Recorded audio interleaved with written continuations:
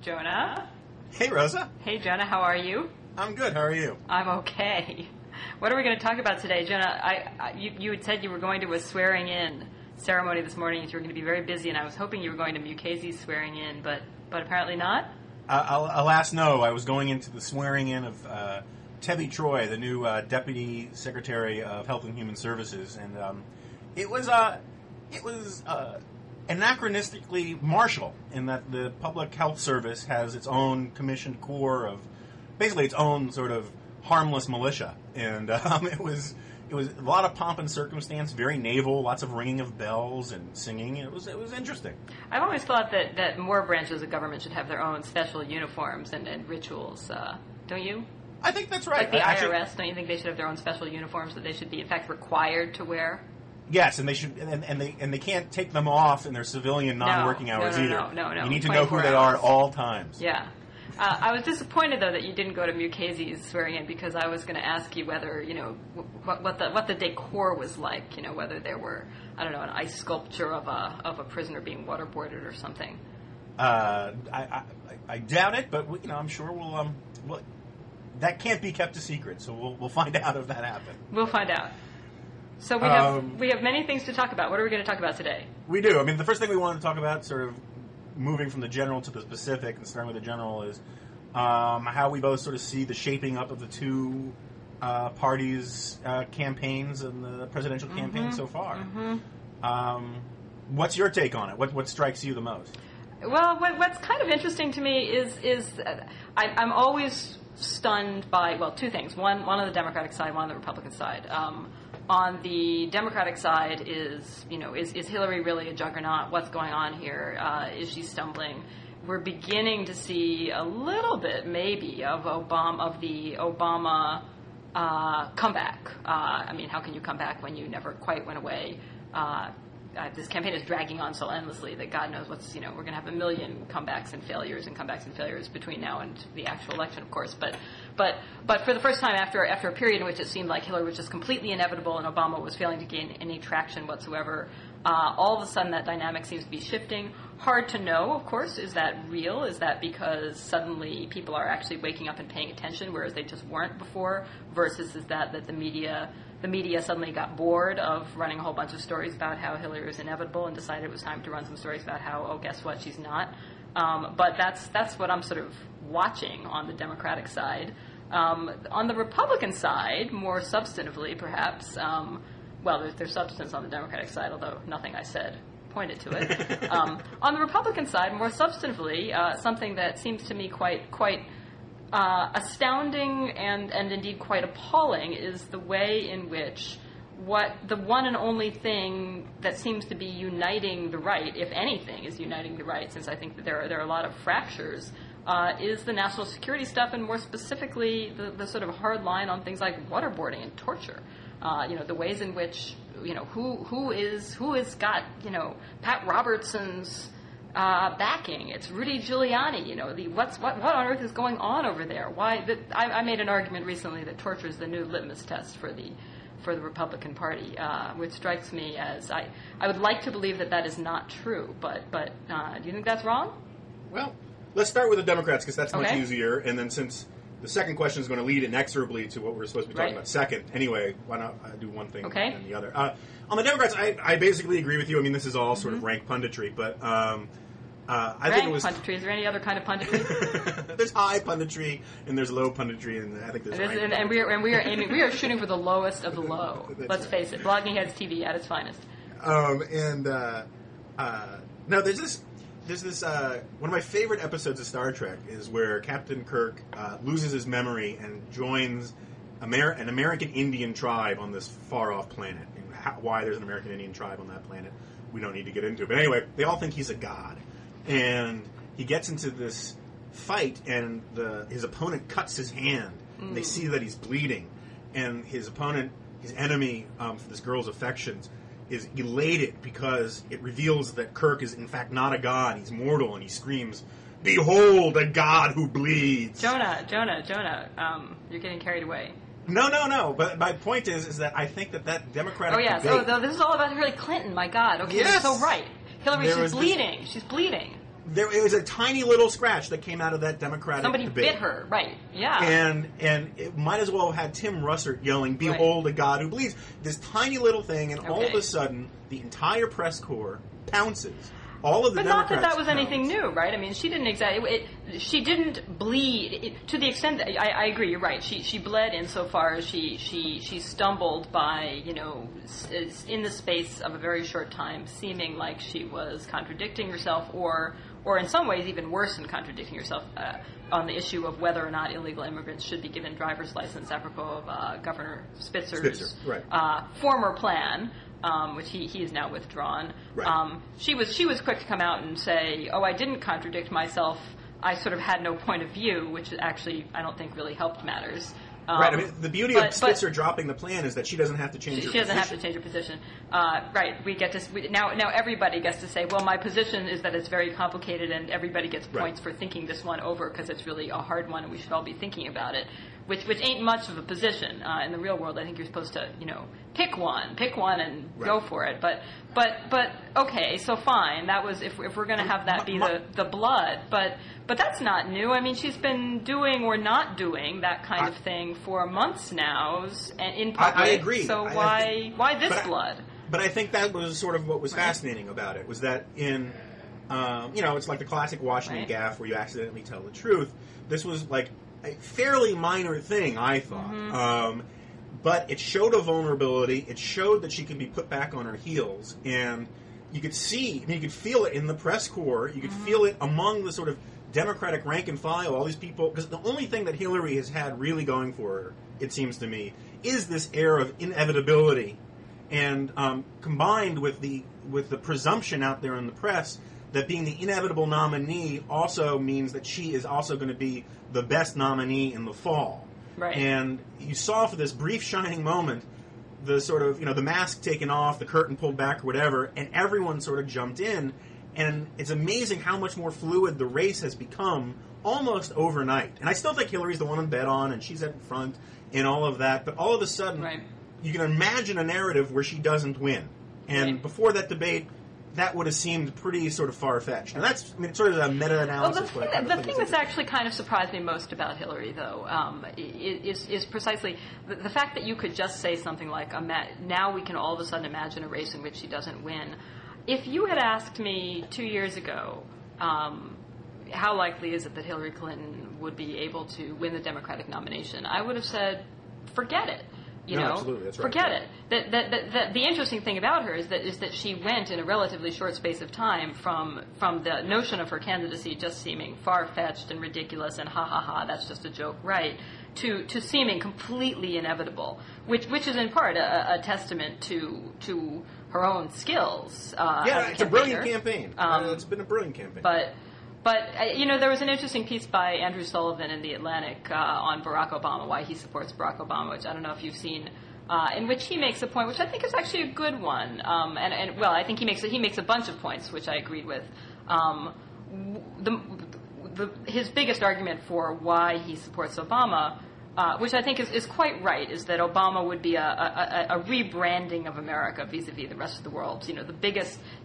The best possible kind of rebranding. That if we care about what the Islamic world thinks of us, et cetera, that forget substance, frankly. That if you just want to, if you want to do some huge, big symbolic thing that kind of rebrands America in the eyes of the world, electing Barack Obama as president, that would be it. But then he also says, in a funny way, if you think that things are going well, Hillary should be your candidate because, it's safe.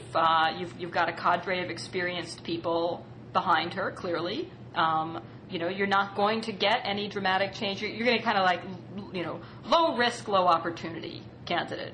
Like investing in T-bonds or something. You're not going to. You're going to get what you pay for. You know what you're getting. Barack Obama, higher risk, higher opportunity. If you think that things are pretty bad, you want to take the gamble, and I think that's right.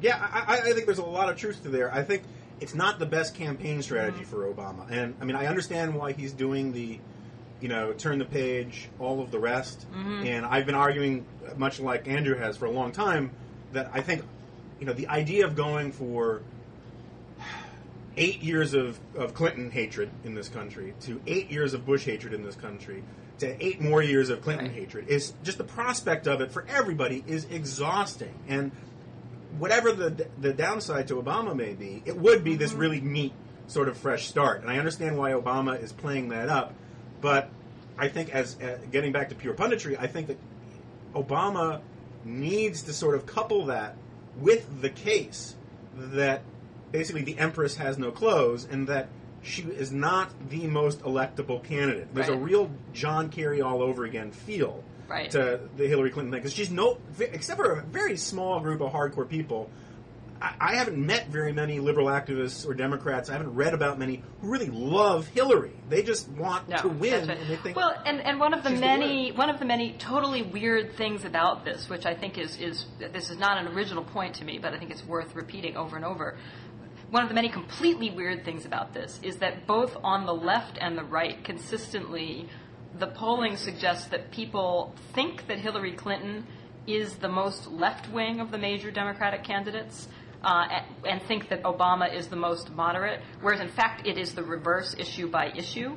And so the irony is that to the extent that people might be voting for Clinton because they think she's the most left-wing, they're going to be sadly disappointed if she becomes president. And likewise, to the extent that people, that moderates might vote for Obama because they see him as more moderate, that they might be sadly disappointed. Ironically, he has more appeal to moderates, which I think is partly has much less to do actually with the substance of his positions. And this is a negative comment on the low punditry in which we are both mired. But I don't think the media has done a very good job at all at highlighting the actual differences in their substantive opinions at all. This debate has all been about, the fluffy stuff and, he's for change, she's for whatever, it's garbage. So people don't actually know what their substantive differences are for the most part. Their substantive differences are actually very real. I think that's partly a product because Hillary has been very successful. Yeah. She was brilliant from the very first debates saying, she would look to her left, look to her right, look to all the people on the stage and say, any one of us would be a much better change than George W. Bush. And then she went about framing the issue of, since any one of us will bring the change that you want, why not go with the most experienced or the most electable and all the rest?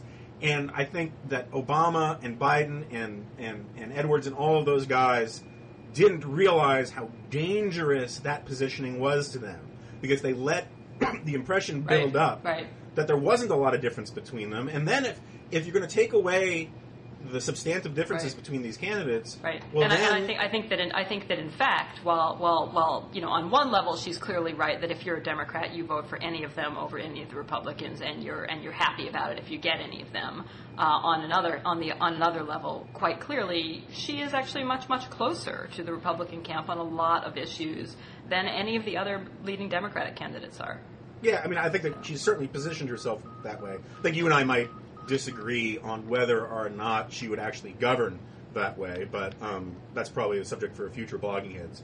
Why don't we move to Republicans. Let's talk about those low down, rotten, no good Republicans. Let's talk about them. Yeah. What is wrong with your species, Jonah? Well, I've actually been arguing for a very long time, and I wish I got more credit for being ahead of the curve, because now it's become sort of conventional wisdom. I've been arguing since last year that there's been this profound change in the Republican Party and in the conservative movement. You saw it with the way the right turned viciously on Dinesh D'Souza when he came out with this book, where he argued that traditional conservatives and traditional Christians should join forces with traditional Muslims against the sort of Michael Moore left and the radical Islamists and all that kind of thing. And on paper, you might have expected in a pre-9/11 world, that kind of argument would have appealed to a lot of people. That's absolutely on the what right. we want to see.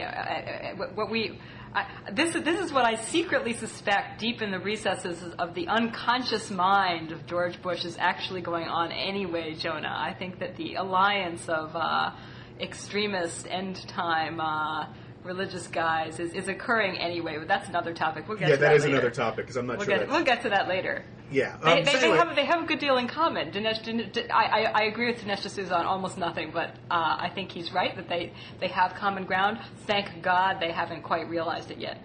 Yeah, except the problem is that it was an amazing thing. I think I wrote the most favorable review of Dinesh's book of any conservative out there, and I thought I had trashed it. And it turned out that the entire right disowned Dinesh and his book, which is kind of amazing. Yes, and interesting. Cannibalism on the right. Yeah, and I think there are reasons for it, and it gets to this idea that I've been sort of pushing, which is that that the war on terror has in effect become a social issue. On the right. Absolutely, and, absolutely. You know, I'm friends with Bill Bennett, and Bill goes around and he speaks to a lot of very serious social conservative evangelical groups. And I remember he told me last year, this would sort of put it in my head. He told me that when he talks to these groups, you know, he certainly checks off the other social agenda, you know, social conservative agenda stuff on you know, same-sex marriage and abortion and all that. But basically, it's a straight war on terror talk, and the audiences eat it up. Well, it's not just that that the war on terror has become equivalent in power as one of those social issues to the right. It's that it trumps them now in terms of its power. It does. Well, it's starting to. I mean, when I first started saying this, it didn't trump them, but now it's looking like it does. And if you had said, you know, pre 9/11 that Rudy Giuliani, I mean, there are a lot of people who have egg on their faces who thought it'd be impossible for Rudy to be doing this well, given his positions on social issues.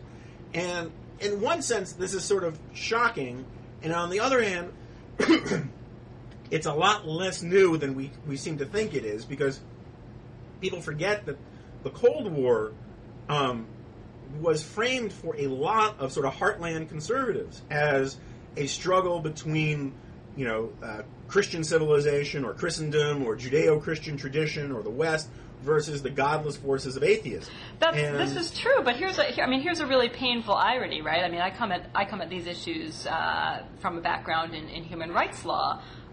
You know, both the civil rights movement in the United States and the passage of civil rights legislation in the United States, and the U.S. commitment to seeking and getting, and then in the U.S. ratifying international human rights treaties, was very much also came out of the Cold War and was precisely part of an effort to say, you know, you godless communist types, you know, you feel free to torture people, trample on rights, and so forth, but we're going to be the ones who are going to stand up for values in the battle against godless communism. We're not going to give you a values stick to beat us up with. We're going to seize the moral high ground. And how appalling to see a group that in some ways rallied behind that notion back then. Well, to some extent, let me take that back. Let me qualify that. But how appalling to see that just being tossed out the window.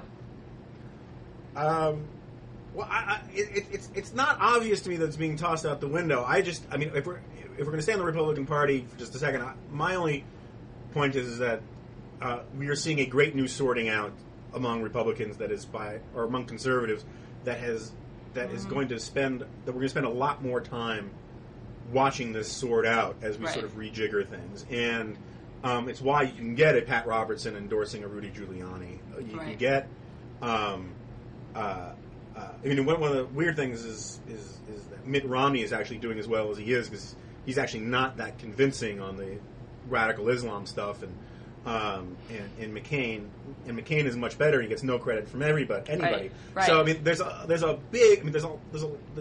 sort of a fog of war thing going on right now. The dust hasn't settled, and it's very hard to see what is going to be the sort of mainstream conventional view of conservatives 5 years out from now. Right now, it's just all very unsettled, much different than the Democrats. I mean, the Democrats, I kind of disagree with you when you talk about these substantive differences between Hillary and Obama and all that kind of stuff. Whenever I hear them talking about substance, it ends up to be this green eye shade bookkeeping stuff about, oh no, I raise taxes on this many people, you only raise taxes on this many people. It's all high wonkery, and the ideals and the ambitions are all the same. It's just all who has a better, plan, and I think all of that substantive stuff is to a certain extent silly. Because I wouldn't go that far, obviously. But that said, I do agree with you that the what divides the Democrats, both on domestic policy and on foreign policy, at this moment is much less in some ways than what divides the Republican field. Right. Okay. That's right. No, I think that there is much more a battle for the soul of the Republican Party than there is a battle for the soul of the Democratic Party. Yeah, no, and again, I don't want to go too far afield on this, but I mean, there's always been this, cliched sort of notion about how conservatives are dogmatic and closed-minded, and they're not open to new ideas and all of the rest. I think that's always been unfair. In fact, I've always argued that conservative dogma is unsettled, and there's always been this tension between liberty and virtue that goes back to the founding of modern conservatism, these debates. And on the left, the sort of first principle dogmatic questions are all closed. I mean, it's basically I don't government. think that's true. Government should do good where it can, when it can. That's the essence of it. And at least as I see it. That strikes me as a relatively modest statement, however. That doesn't strike me as fair particularly enough. dogmatic. But dogma just simply means those things that seem good and everyone agrees with. And I think that you see, what's interesting to me is that how much this debate, and the Republicans are getting no good press about it, even though it seems so transparently obvious, how much of an open debate there is on the right. You have Ron Paul. Okay. That's fair enough that there is a debate on the right, and it's healthy that there's a debate, although I have to say that, in a funny way, I liked the right-wing evangelical Republicans of yesteryear, frankly, better than I like the Rudy-style Republicanism in some ways, for the simple reason that I'm pro-choice on abortion. I'm liberal on social issues, et cetera, et cetera. But I can understand why, if you believe, for instance, that life begins at conception. If that's what you believe, then it strikes me as absolutely right that you ought to fight to absolutely prohibit abortion, and that you should make that a litmus test for Supreme Court nominees and for presidential candidates and so on and so forth. I mean, it seems to me that it is a moral position. I think it's wrong. I don't agree with it. I don't believe it. It's a matter of faith on some level, right?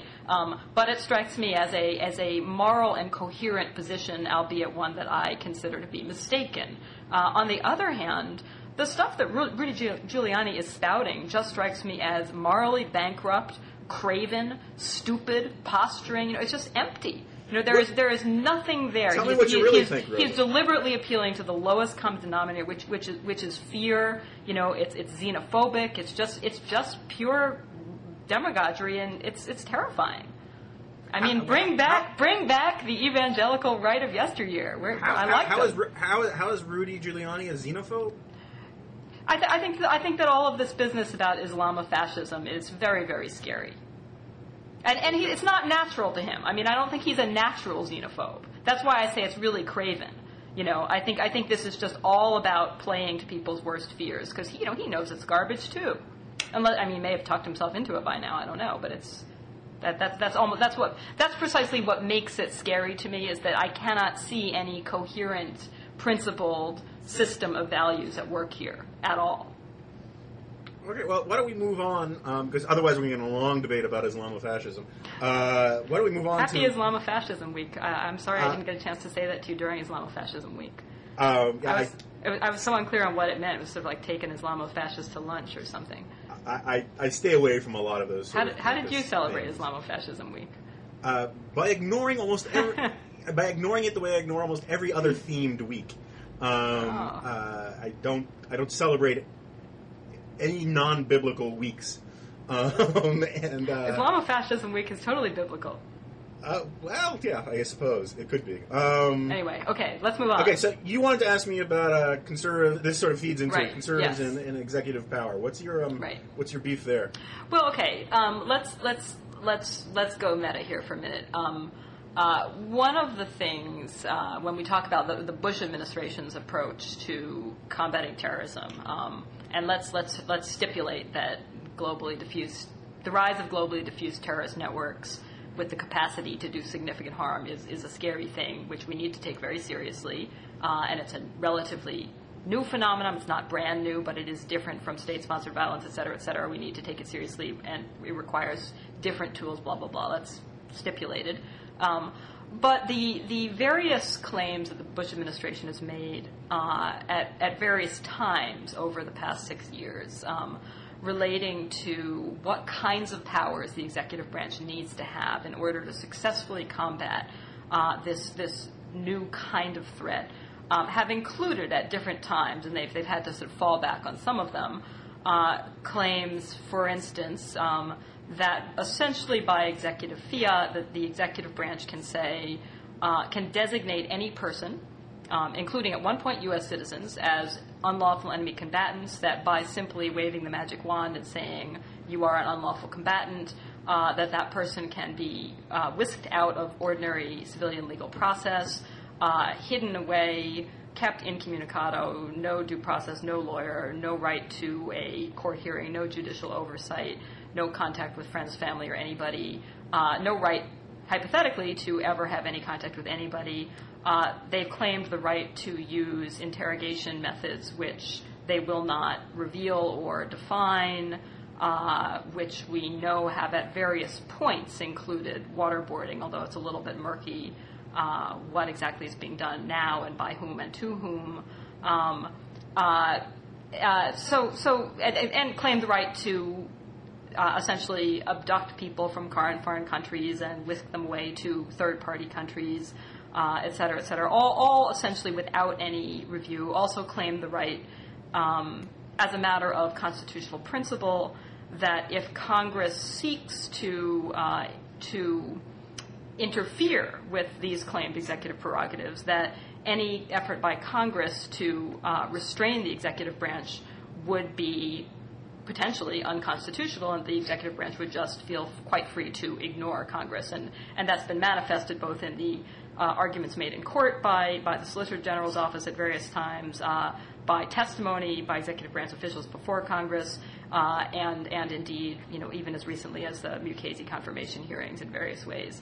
All of these things strike me as really, really, really scary claims, just on a kind of civics 101 level, sort of go back to first principles, Declaration of Independence, when in the course of human events, remember why we fought a war against Great Britain, remember what was wrong with monarchies, remember what's the sort of core values of the rule of law that have to do precisely with some notion of transparency, some notion of checks and balances, some notion that just says, by definition, you cannot have a system that is premised on the executive gets to say, I decide and only I decide what is right, and there are no limits, and nobody else can come in and tell me what the limits are.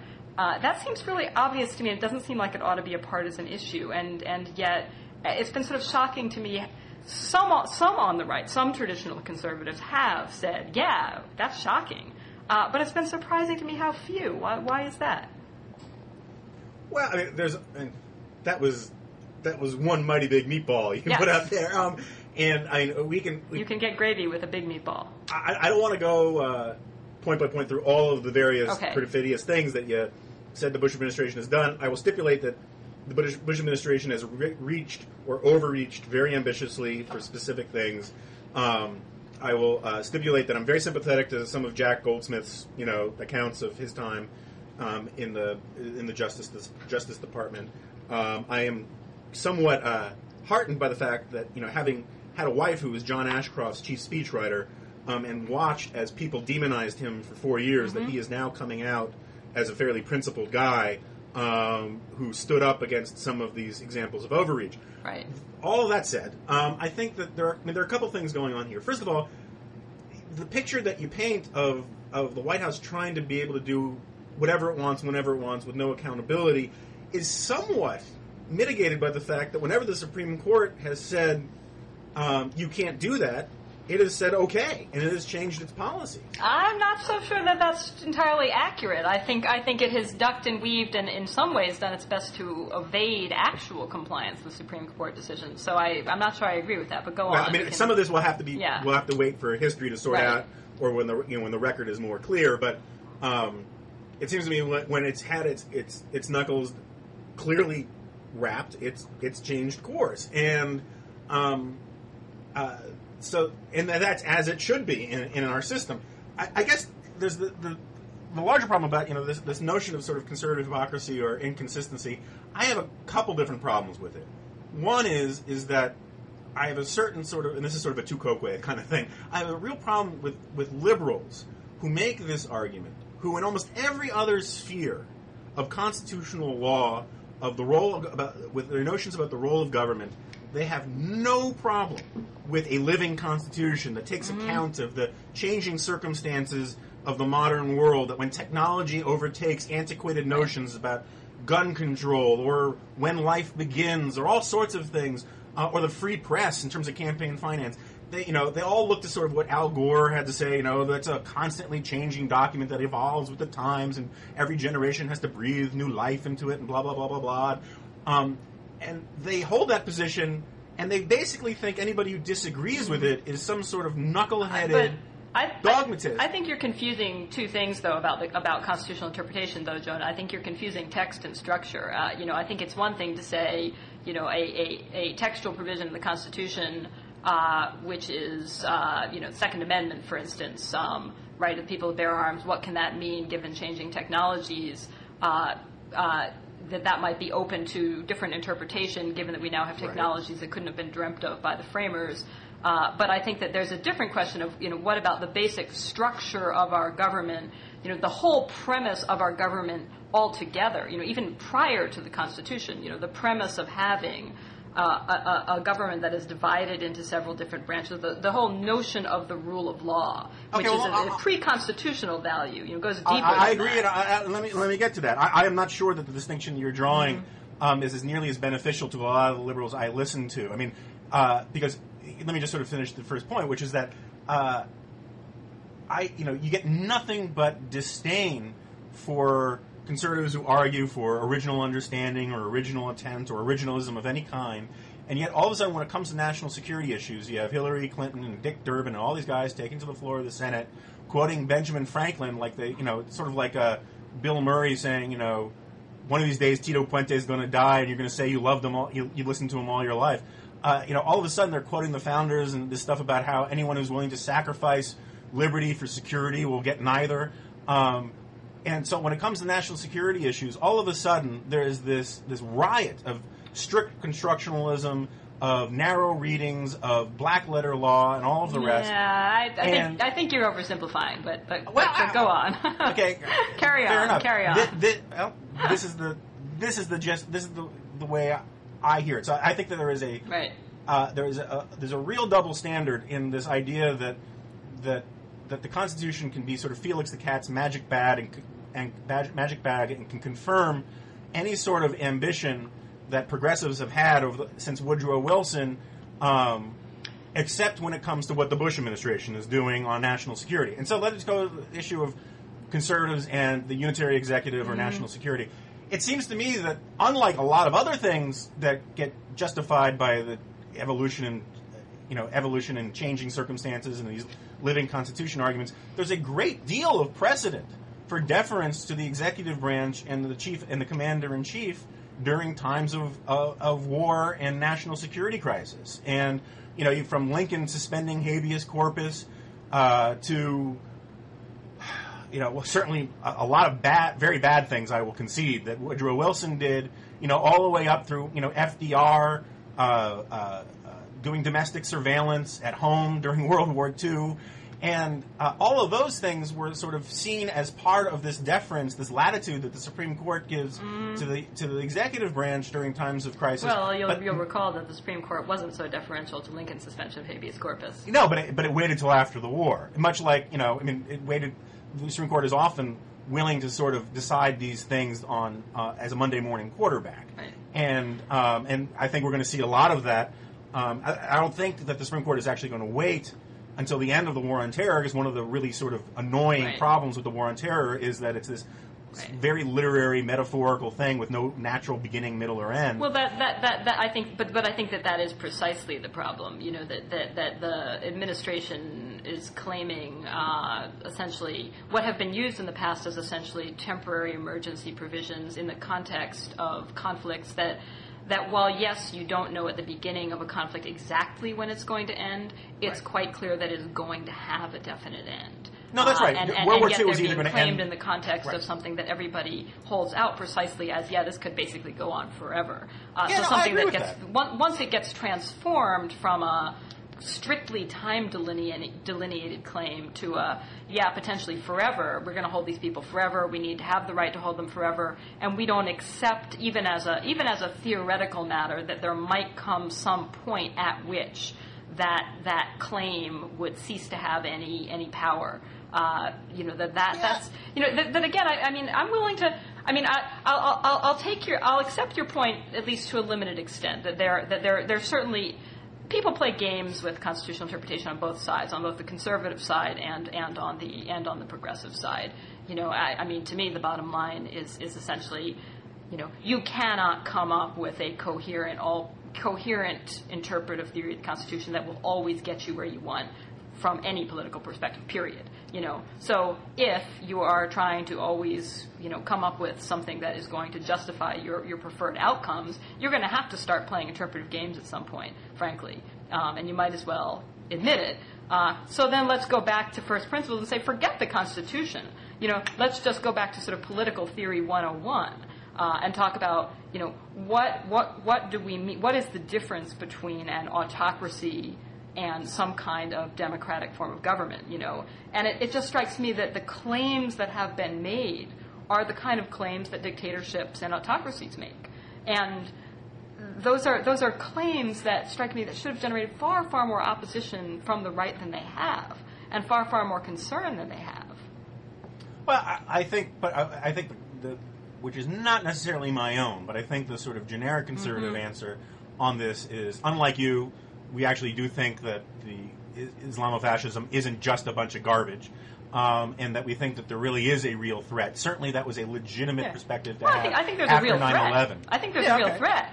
And I think that there is this desire from a lot of people from the human rights community, human rights law, to elevate the Geneva Conventions to and things like it to sort of to more than merely legal treaties between parties and to become sort of a sacred text. A philosophy of life. Well, and I'm very sympathetic to some of that. I'm not saying it's a bad position, but it seems to me that on its face, while I believe that we have certain, I think that we have certain obligations because of who we are to treat detainees humanely and all of the rest and all that kind of thing, I find it fairly repugnant, this idea that somehow non-signatories to the Geneva Convention who at every turn do the best they can to violate the spirit and the values of the Geneva Convention, from not wearing uniforms to cutting off people's heads to blowing up women and children,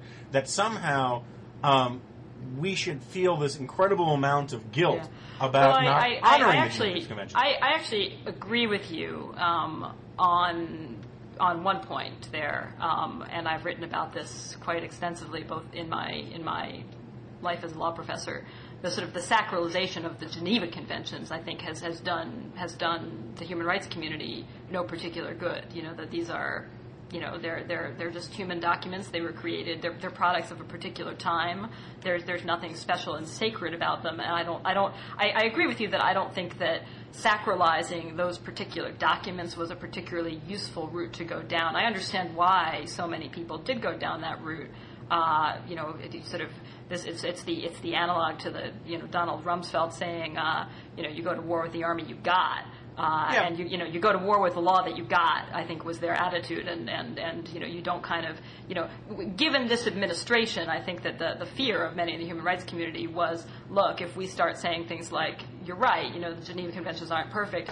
You open that up with this crowd and forget it. The whole framework of rights just gets eviscerated, which I think was a legitimate fear. I think still is a legitimate fear. But that said, I think that actually this is actually maybe a good segue to one of the other things we wanted to talk about. I know that you want to talk about what the right likes to refer to as sort of Bush derangement syndrome, which let's talk about in a minute, whether such thing exists, and if so, is it bad?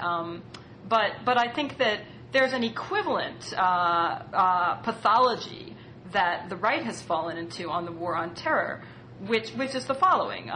It's not that they're wrong, of course not, to think that Islamic extremism is a serious threat to U.S. national security and to global security. It is. It's a threat to human rights, absolutely, no question about it. It's not that they're wrong to think that it needs to be addressed in ways that are different from the ways in which the United States has addressed traditional threats from foreign states. It does need to be addressed in ways that are different.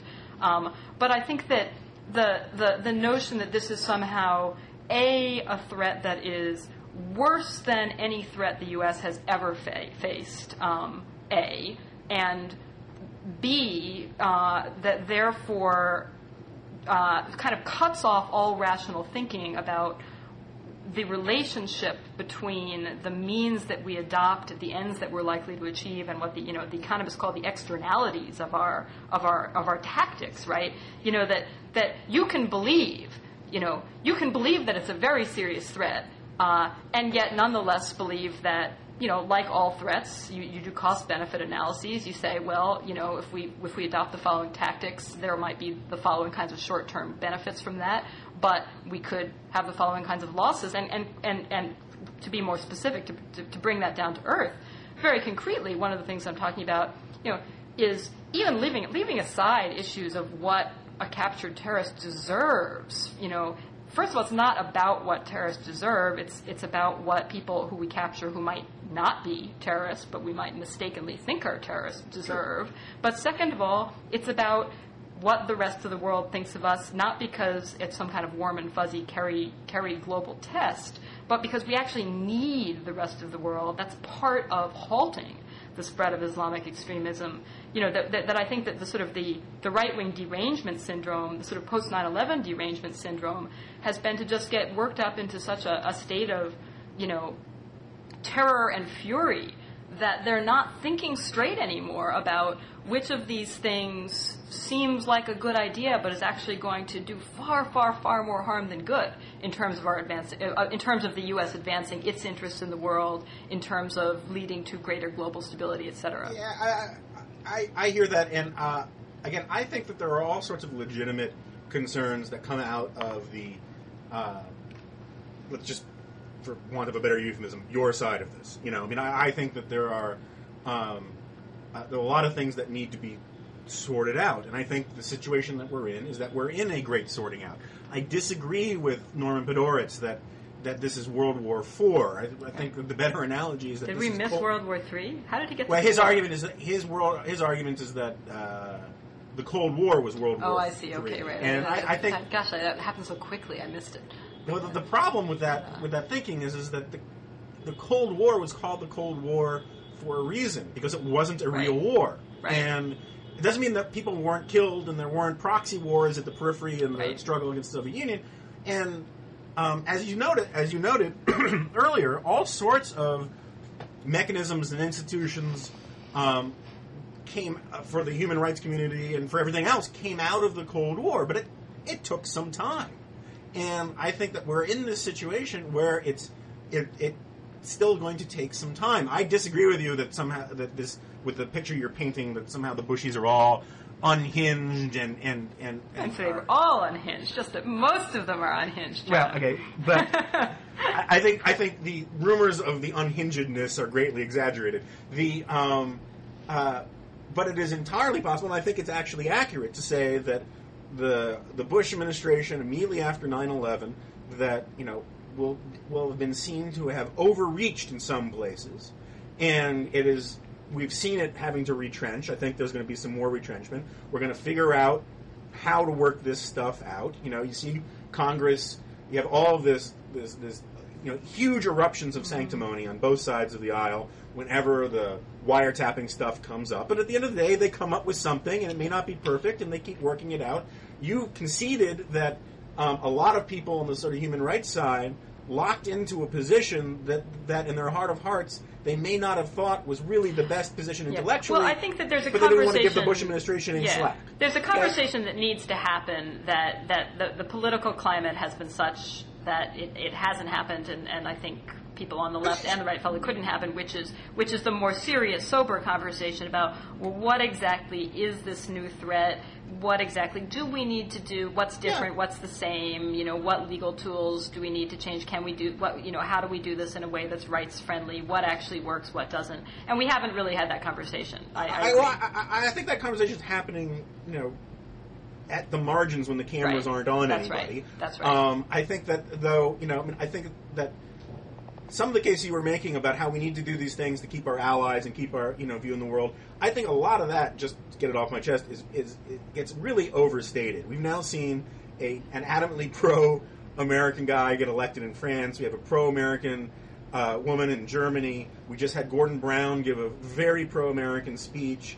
The Canadians are carrying a lot of water for us in Afghanistan. The idea that Bush, all these Democrats are constantly saying that we have to repair these alliances. Oh, I'm not actually so much worried about those alliances particularly. I'm much more worried about perceptions of the United States, for instance, in the Islamic world. Yeah, no, and I think that's a legitimate concern, and I think that you got to sort of. We'll let the French fend for themselves. We don't care about the French. but I think that this is one of these things, and I guess this can move us into the Bush hatred thing.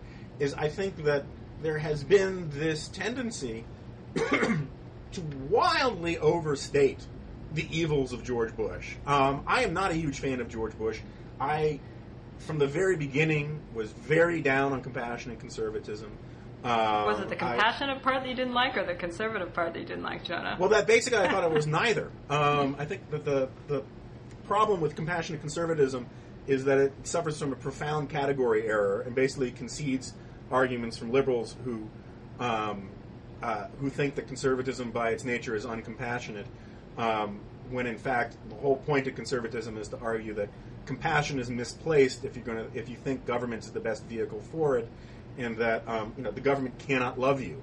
And the problem with compassionate conservatism was that not that it was this crazy right-wing alternative to Clintonism, but that it was this mushy-gushy, moderate Republican version of Clintonism. It was an appeal to soccer moms. Bush dropped all sorts of the hard social issues in his 2000 campaign. He, uniter, divider crap. He signed up with, Ted Kennedy on education and all the rest.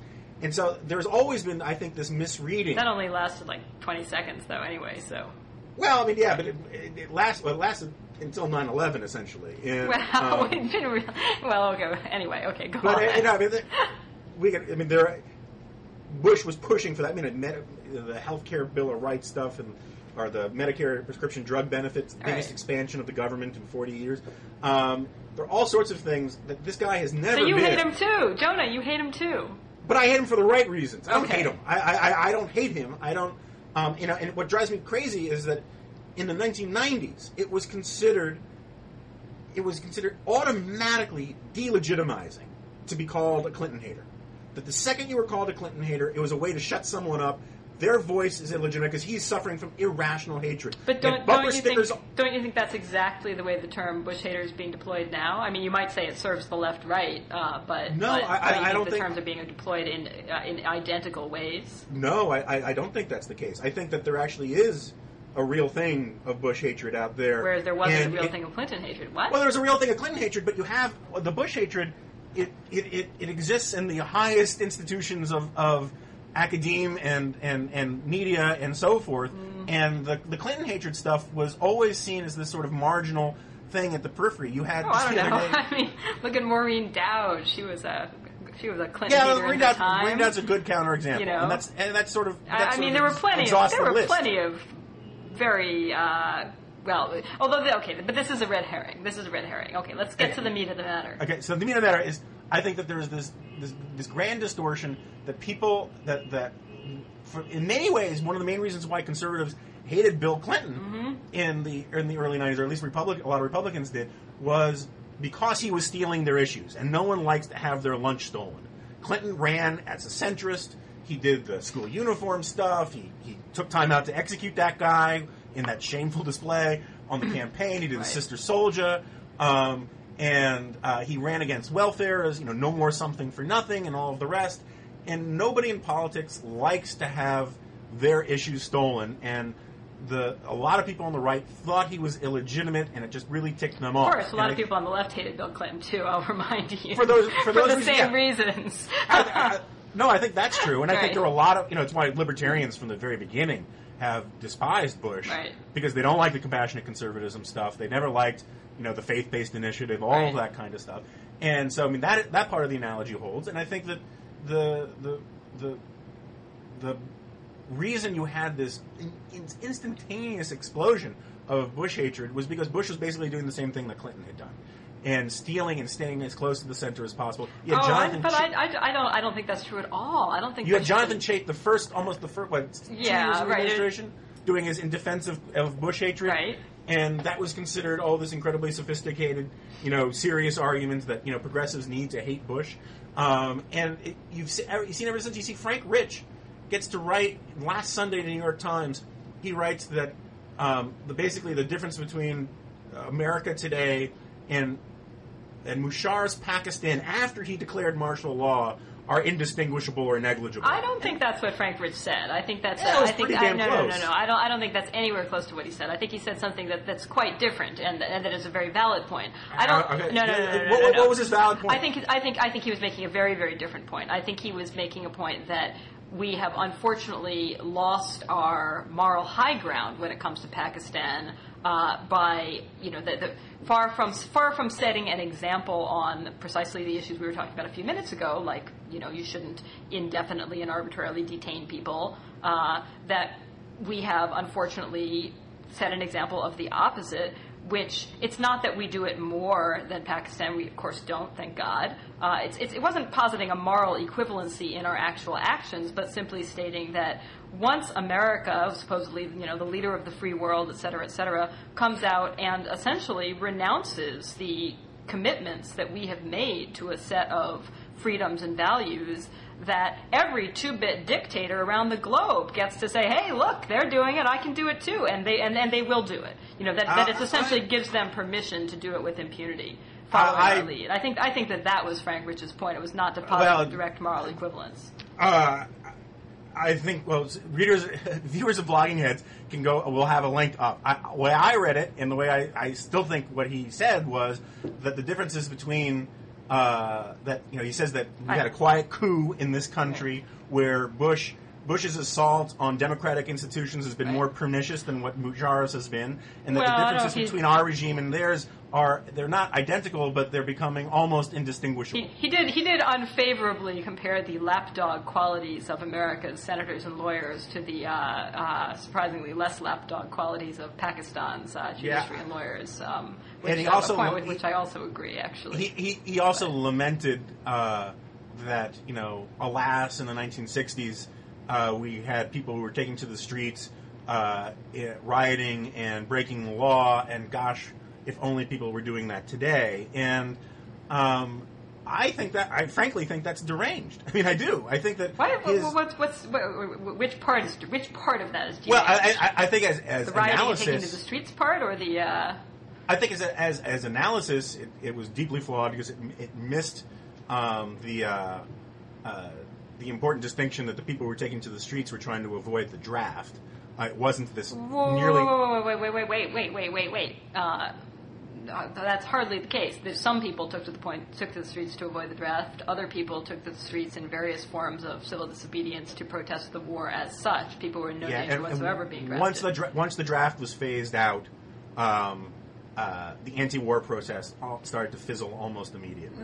Those are still two different statements. I mean, you could. Sure, there were fine. There were a bunch of people at the vanguard, the SDS types, who did take to the streets on principle, although I think the draft thing had something to do with it there, too. It's worth pointing out, this is quite a bit of a digression, is that very few of those SDS guys were actually, in fact, celebrating democracy. They were chanting Ho Chi Minh in the street. They were cheering Che Guevara. and they were buying up. They were trying to find a link up with Castro's Cuba. There are so many things I disagree with in what you just said that let's go back. Let's go back though. Let's not get too down in the weeds on SDS and anti-Vietnam protests. Let's go back. Let's go back. My source for all that is Todd Gitlin for the record. But let's go back to interesting discussion for another time of what the precise mix of people in the anti-war protest was, and certainly there were lots of different people with lots of different agendas, but I take Frank Rich's point to be a much simpler one, which is that there have been some very severe threats, and this is what I was arguing earlier in this conversation, that there have been some very severe threats to some of the sort of bedrock assumptions of what it means to have a constitutional democracy in the last few years, and yet there has been relatively little outrage, and relatively high levels of passivity in this country, and he's looking at Pakistan and he's saying, gee, look at those lawyers willing to go to jail to fight for their rights. Too bad that people here are a bunch of wimps. Seems fair enough.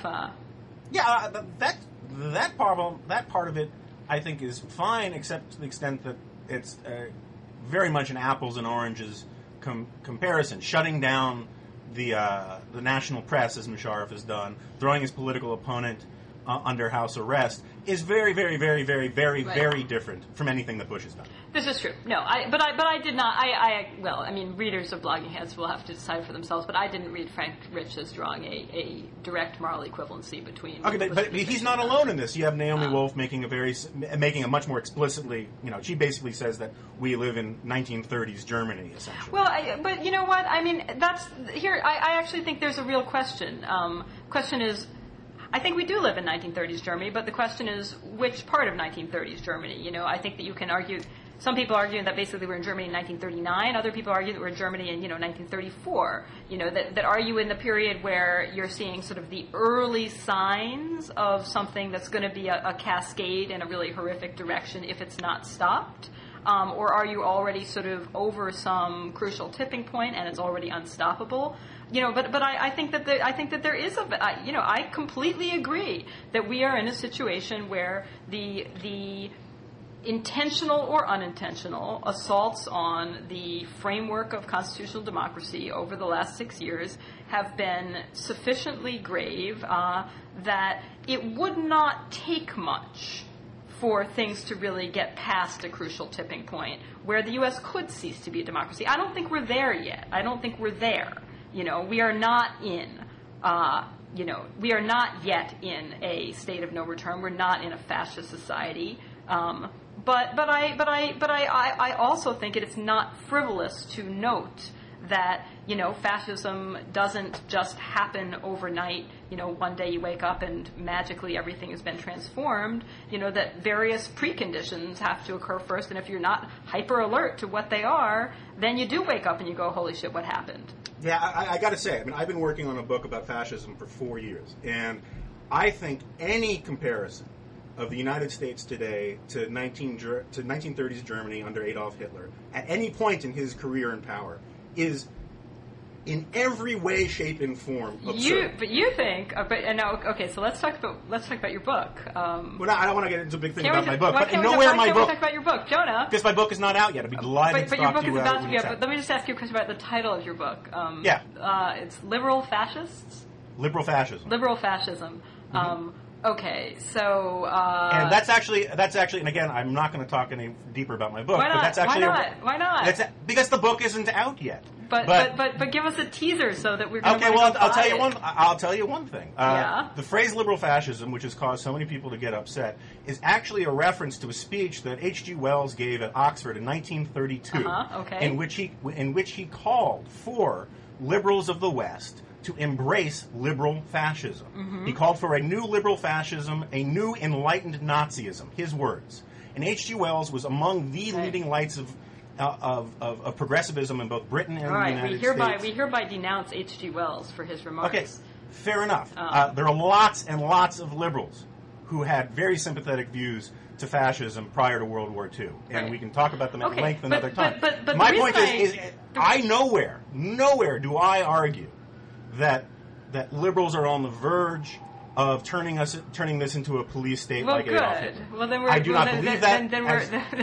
You're getting very defensive about this, Jonah. Because I think I know nothing about your book. I know. I'm not part of whatever argument you're having about your book. I know, but you asked it as if it was going to be some sort of gotcha. No, but here's my point is, let me finish my point. Okay, what's your point? I really do think it is a sign of a deep misunderstanding and lack of appreciation for America's truly tribal democratic ethos and culture, and the idea that somehow we may be only in 1934 Germany, where Hitler was assassinating his opponents in his party, or so only the stormtroopers going in and kicking Jewish guys in the face and all that kind of stuff. It is nothing like 1930s Germany. But here's the reason I was asking about your book, though.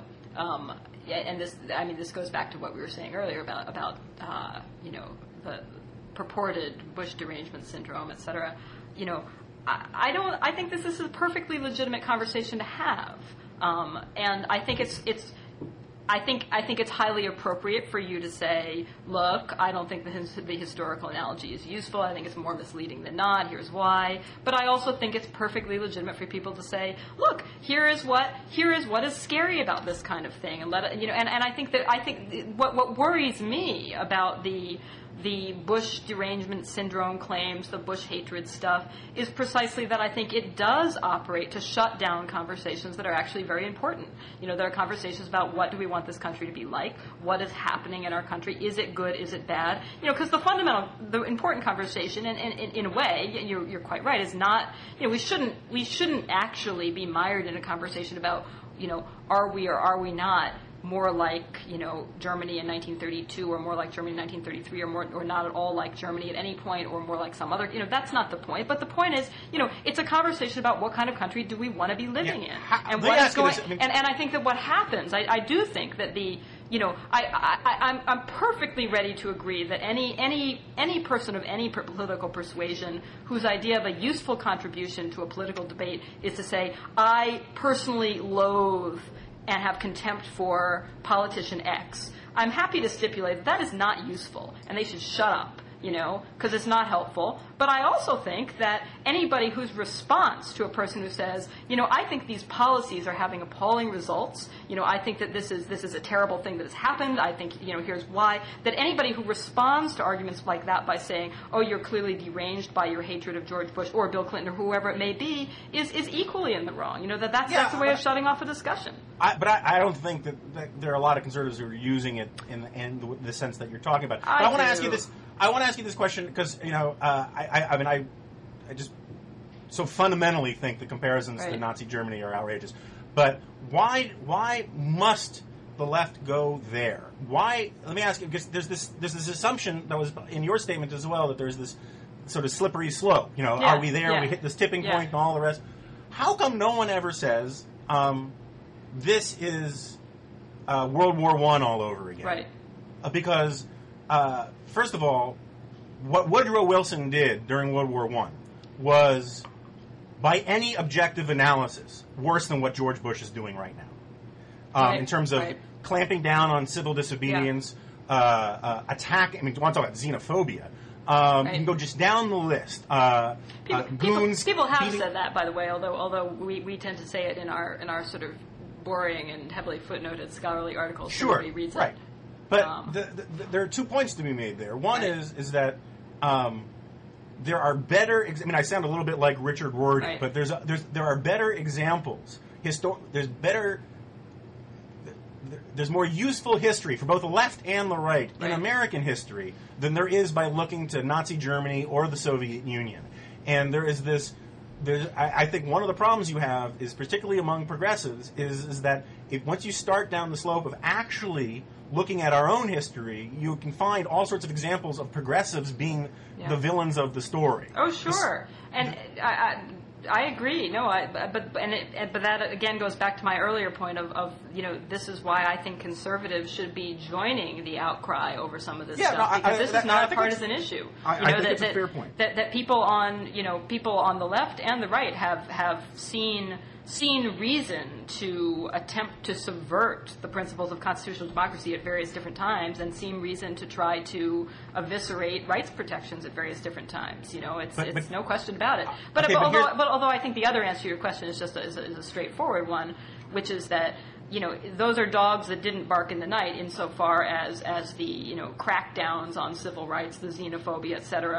of the pre-World War I and World War I period in the United States didn't, in the end, presage a genocide, for instance. That's actually my point. That right, and it might be fair enough to say that now again we'll come out of it. And that's I hope so, right? That there may be structural dynamics at work that will sort of pull us back out of this one too. But to the extent that you want to trigger those dynamics that might pull us out of this and not lead us down that horrible slippery slope into atrocities, but instead pull us right back up again, that the way to get people to sit up and start paying attention is precisely to say, it doesn't always, stories like this don't always have happy endings. You can't count on a happy ending. In America, we've mostly had relatively happy endings. Not always and not for everybody, but we've mostly had relatively happy endings. But not everybody's always so lucky. So let's think a little bit about the societies in which people also presumed that they were going to have happy endings, but which things didn't work out so well. And let's think really, really hard about what we have in common with those societies and what we don't, and whether we're so sure that we're not going to be like them, and what we're going to do to make damn sure that we don't go that way. That's all fine and dandy. I don't find that the argument that we have to say this is Nazi Germany so we don't become Nazi Germany very compelling. And no, but that's not quite my argument. That's not quite. Well, it kind of is that you're saying we have to look to the bad endings and say we're heading that way so we don't head to the bad endings, which is an argument you hear among my environmentalists. argument is not that we say that we are heading that way, but that we say that it's legitimate to raise the question of are we heading that way? Point of personal privilege. That's a question. You did say 10 minutes ago that you do believe that we are in Germany in the 1930s, and that you said that you thought Naomi Wolf was right.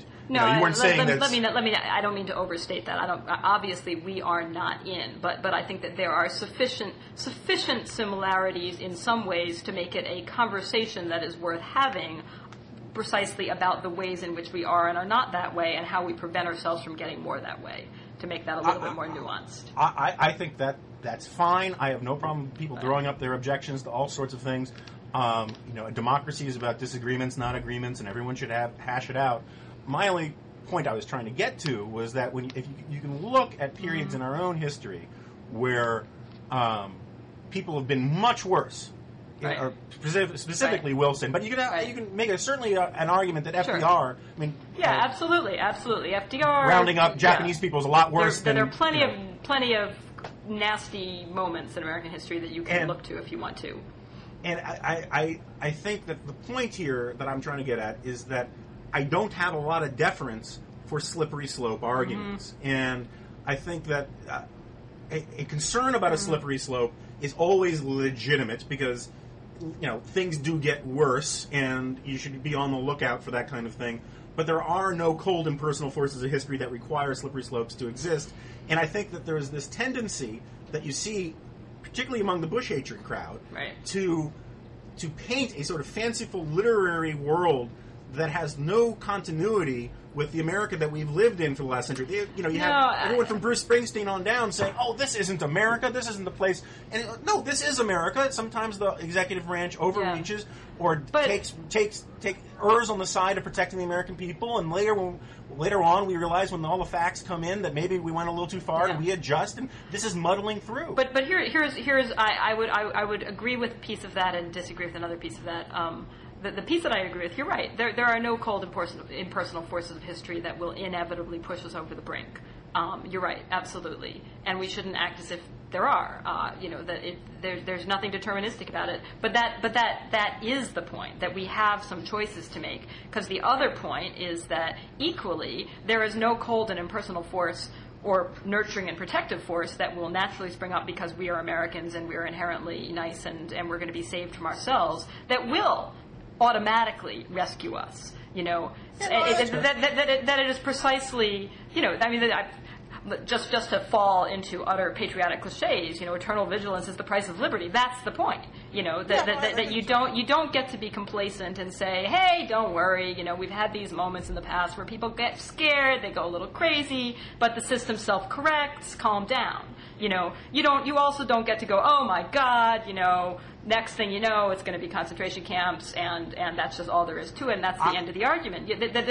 That precisely, again, what you do is you say, let's talk about what's happening. Is this good? Is this bad? What safeguards do we need to put in place to make darn sure that we don't end up going down the wrong road? I agree with most of that. I think my objection would simply be is that there is this profound vibe of there's this profound sense that there's this deep lack of confidence in the American people, in the American system. I have no confidence in human beings in general. I think that we are a really unevolved species, Jonah. It's funny, there's this cognitive dissonance that we have where everyone says, oh gosh, the Bushies screwed up because they didn't appreciate the importance of democratic institutions in Iraq and how they have to grow up organically in a liberal society, and that you need these institutions before you can't just impose democracy from above. And at the same time, in a country like the United States, which has essentially a secular religion of democracy, there is a remarkably little appreciation of the sort of not impossibility, but the deep unlikelihood of tyranny to be able to grow in our soil. We seem to be papers width away from a totalitarian police state, and I just don't think that takes into account the innate goodness of the American people. I think John McCain is much better talking about these things than most of the liberal candidates are. I actually think I think that's true, that John McCain actually is much better at talking about these things than most of the liberal candidates are. But I think that actually I'm teaching a seminar at Georgetown Law School this term, which is a lot of fun. It's called Good and Evil. Character, behavior, and the role of law, and anyway, to make a very long story very short, I think that innate goodness is overrated, but so is innate evil. I mean, they're both there. I mean, the American people have plenty of innate goodness, but plenty of innately good people have done plenty of pretty awful things, and that so it does. I mean, it's just. I agree that good and evil runs through every human heart. I don't dispute that. I mean, the whole point of we're regressing. I think the whole point of conservatism is the idea that human nature has no history, but institutions matter, and tradition matters, culture matters, and we have a deep, vibrant. I would have said that. I would have said that 7 years ago, but it has frayed much more rapidly than I would have thought possible, which is what worries me. But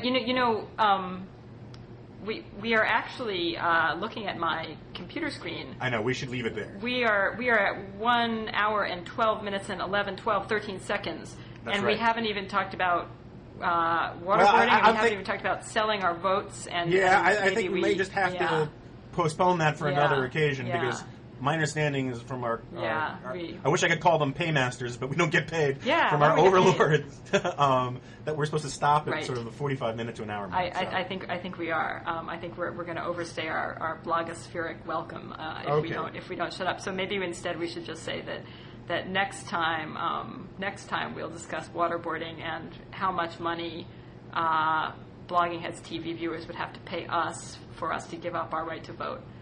That's right. Okay. All right. Well, it was delightful. Till next time. Okay, Jonah. Talk to you later. Thank you very much. Talk to you soon.